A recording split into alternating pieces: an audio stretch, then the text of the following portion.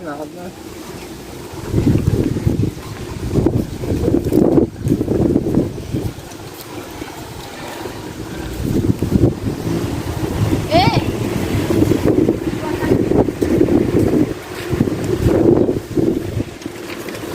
Tive uma ideia.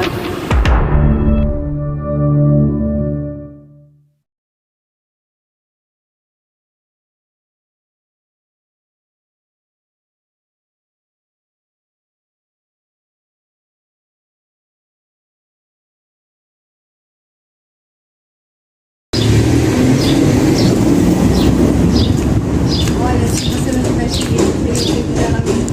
Verdade. Para avaliar a oportunidade desta carteira, é preciso saber que Honório tem de pagar amanhã uma dívida, 400 e tantos mil réis, e a carteira trazia o ojo recheado. A dívida não parece grande para o homem da posição de Honório, que advoga, mas todas as quantias são grandes ou pequenas, segundo as circunstâncias. E as dele não podiam ser piores. Gastos de família excessivos, a princípio por servir a parentes, e depois por agradar a mulher, que vivia aborrecida de solidão. Baile daqui, jantar dali, chapéus, leques, tantas coisas mais que não havia remédio, senão ir descontando no futuro. Menina, tu viu que a dona Carla traiu o marido? Nossa, gente, com quem? José Carlos. Foi. Ele é aquele advogado, né? Lá do fim da rua. Exatamente. Nossa, gente, eu nunca imaginei. Parecia um casal tão Não é? próximo. Tem filho e tudo. Um deles já foi pra faculdade mês passado. Eu nunca imaginei, juro a vocês. Sim. A pessoa vê assim, a pessoa nem imagina as coisas que acontecem. Real. E ela não parece uma mulher toda certinha? É, e ainda fala mal dos outros. Fala do casamento alheio e depois tá fazendo filtros. Exatamente. Uhum. Semana passada eu vi ela lá conversando no cabeleireiro que eu fui. Bem, né? Nossa, julgando os outros horrores. Menina, que falsa. Uhum. Só na fresca. Endividou-se. Começou pelas contas de lojas e armazéns, passou aos empréstimos, 200 a um, 300 a outros, 500 a outro, e tudo a crescer, e os bares a darem-se, e os jantares a comerem-se. Um turbilhão perpétuo, uma voragem. Meu Deus do céu, como eu vou fazer pra pagar essas contas que a mulher gasta? Dona Amélia não sabia de nada. Ele não contava nada à mulher. Bons ou maus negócios, não contava nada a ninguém. Fingia-se tão alegre como se nadasse em um mar de prosperidades. Quando Gustavo, que ia todas as noites à casa dele, dizia uma ou duas pilhérias, ele respondia com 3 e 4. E depois ia ouvir os trechos de música alemã que Dona Amélia tocava muito bem ao piano, e que o Gustavo escutava com indizível prazer. Ou jogavam cartas, ou simplesmente falavam de política.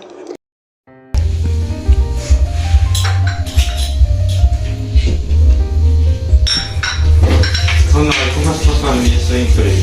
Minha família está bem e meu emprego está bem também. E tenho vários casos para resolver. Sua esposa toca bem. Sim, ela é muito talentosa. Muito obrigada, meu bem. Obrigada, Júlia. Com licença.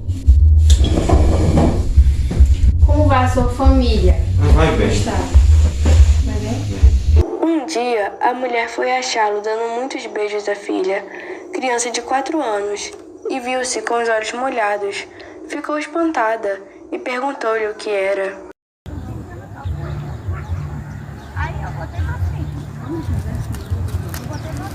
O que foi, meu bem? O que aconteceu? Nada, querida, nada. Compreende-se que era o medo do futuro e o horror da miséria. Mas as esperanças voltavam com facilidade. A ideia de que os dias melhores tinham de vir dava-lhe conforto para a luta. Estava com 34 anos, era o princípio da carreira. Todos os princípios são difíceis. E toca trabalhar, a esperar, a gastar, pedir fiado ou emprestado para pagar mal e a mais horas. A dívida urgente de hoje são os malditos 400 e tantos mil réis de carros. Nunca demorou tanto a conta, nem ela cresceu tanto como agora. E, a rigor, o credor não lhe punha a faca aos peitos. mas disse-lhe hoje uma palavra azeda, com um gesto mau. E Honório quer pagar-lhe hoje. Eram 5 horas da tarde. Tinha se lembrado de ir a um agiota, mas voltou sem ousar pedir nada. Ao enfiar pela rua da Assembleia que viu a carteira no chão, apanhou-a, meteu-a no bolso e foi andando. Durante os primeiros minutos, Honório não pensou nada. Foi andando até o Lago da Carioca. No largo, parou alguns instantes. Enfiou andando pela Rua da Carioca, mas voltou logo e entrou na Rua Uruguaiana. Sem saber como, achou-se daí a pouco no Largo de São Francisco de Paula. E ainda sem saber como, entrou em um café. Pediu alguma coisa e encostou-se à parede olhando para fora. Tinha medo de abrir a carteira. Podia não achar nada, apenas papéis e sem valor para ele. Ao mesmo tempo, e esta era a causa principal das reflexões, a consciência perguntava-lhe se podia utilizar-se do dinheiro que achasse. Não lhe perguntava como ar de quem não sabe, mas antes com uma expressão irônica de censura. Podia lançar mão do dinheiro e ir pagar com ele a dívida? Eis o ponto. A consciência acabou por lhe dizer que não podia, que devia levar a carteira à polícia ou anunciá-la, mas acabava de lhe dizer isto, vinham os apuros da ocasião e puxavam por ele e convidavam-no a ir pagar a cocheira. Chegavam mesmo a dizer-lhe que, se fosse ele que a tivesse perdido, ninguém iria entregá-la, insinuação que lhe deu ânimo. Tudo isso antes de abrir a carteira. Tirou-a do bolso, finalmente, mas com medo, quase às escondidas, abriu-a e ficou trêmulo.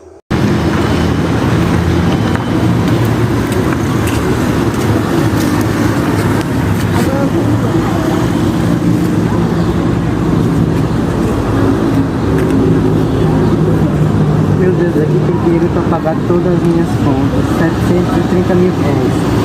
Honório teve tentações de fechar os olhos, correr a cocheira, pagar e depois de pagar a dívida, adeus, reconciliar-se-ia consigo.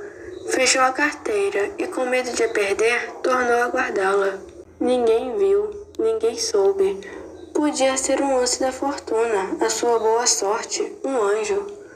Honório teve pena de não crer nos anjos, mas por que não havia de crer neles? E voltava ao dinheiro, olhava, passava-o pelas mãos. Depois resolvia o contrário, não usar do achado, restituí-lo. Restituí-lo a quem? Tratou de ver se havia na carteira algum sinal. Se houver um nome, uma indicação qualquer, não posso utilizar-me do dinheiro, pensou ele. Enquadrinhou os bolsos da carteira. Achou cartas que não abriu, bilhetinhos dobrados que não leu, e por fim um cartão de visita. Leu o nome, era do Gustavo. Mas então a carteira, examinou-a por fora e pareceu-lhe efetivamente do amigo. Voltou ao interior da carteira. Achou mais 2 cartões, mais 3, mais 5. Não havia de duvidar, era dele. A descoberta entristeceu-o. Não podia ficar com o dinheiro sem praticar um ato ilícito. E, naquele caso, doloroso ao seu coração porque era em dano de um amigo, todo o castelo levantado esboroou-se, como se fosse de cartas. Bebeu a última gota de seu café, sem reparar que estava frio. Saiu e só então reparou que era quase de noite e caminhou para casa. Onde será que está o Honório? Boa tarde, amigo. Não lhe falta nada, não? Não, Tem certeza? Põe a mão no bolso. minha carteira. Você sabe se alguém achou? Sim, eu achei. Como você soube que era minha? Eu vi seus cartões de visita.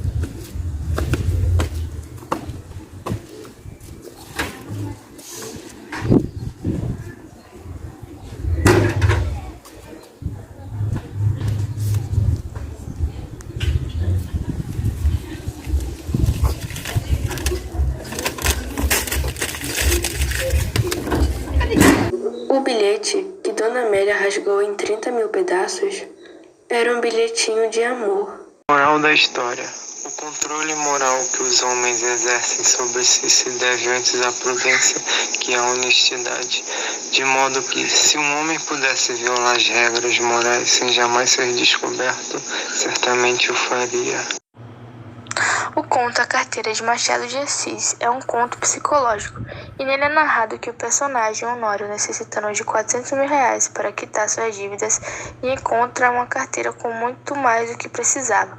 Porém, ele tem que fazer a difícil escolha de decidir se ele utiliza o dinheiro ou devolve a carteira ao dono, já que o objeto é do amigo e também advogado Gustavo. O conto A Carteira de Machado de Assis narra a história de Honório, que acha uma carteira na rua. Ao abrir a carteira, percebe que além de alta quantia, bem mais do que o que ele devia, há cartas, cartões de visita e bilhetes, os quais ele não abre. Honório passava por situação financeira difícil, mas vive um dilema: ficar com o dinheiro ou devolver a carteira ao dono, tal qual a encontrou.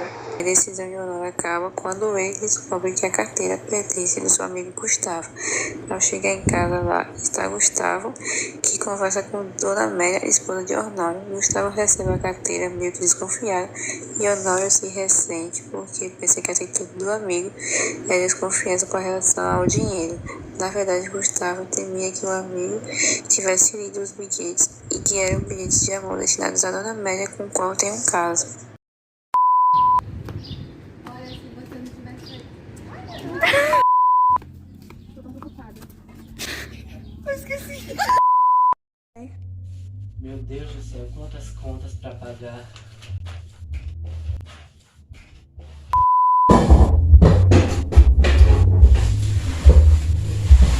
Boa noite, Gabriel. É Gabriel? É Gustavo! Tá bom, né, amiga?